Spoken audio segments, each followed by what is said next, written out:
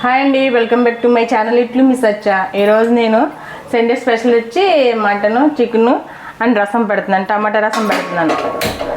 Pan పెట్టుకుని oil వేసుకుని onions mutton కర్రీలోకి పచ్చిమిర్చి కూడా వేసుకోవాలి. ఆనియన్స్ పచ్చిమిర్చి వేసి వేయించుకోవాలి దోరగానే. మనకు త్వరగా వేగాలంటే కొద్దిగా సాల్ట్ వేసుకుంటే త్వరగా ఎగిపోతాయి ఉల్లిపాయలు. నేను ఇప్పుడు ఆనియన్స్ త్వరగా వేగాలంటే కొద్దిగా చిటికెడు సాల్ట్ వేస్తాను. కొద్దిగా పసుపు వేసుకుంటున్నాను ఆనియన్స్లో. మటన్ వేసుకుంటున్నాను. ఆనియన్స్ వేసుకొని ఇప్పుడు మటన్ వేసుకొని కాసేపు మగ్గనిస్తాను.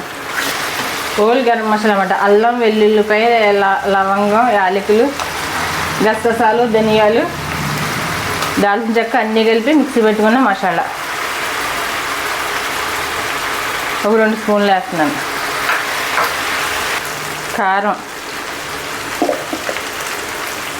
1 స్పూన్నర కారం వేసుకుంటున్నాను. మీకు ఎంత కారం కావాలో మీరు తినగలిగినంత కారం వేసుకోండి. 1 స్పూన్ ఉప్పు. అది కారం చాలా ఘాటుగా ఉంది, కారంగా ఉంది, అందుకే నేను కొద్దిగా తగ్గించేస్తున్నాను. 1 నిమిషం ఉప్పు కారంలో మగ్గనిస్తే ముక్కకు బాగా పడుతుంది. వాటర్ వేస్తున్నాను. మటన్ కదా, కొంచెం ఉడకాలి కదా.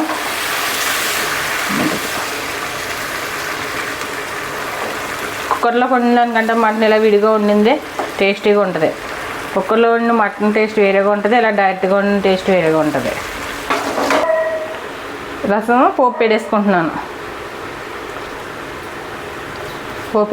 రసం జీలకర్ర, మెంతులు, ఆవాలు, ఎండుమిరపకాయలు, కరివేపాకు, కొద్దిగా వాము.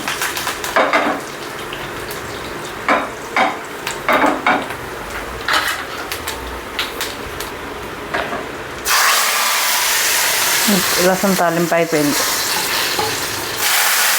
మటన్ కర్రీ కూడా దగ్గరికి వచ్చేస్తుంది.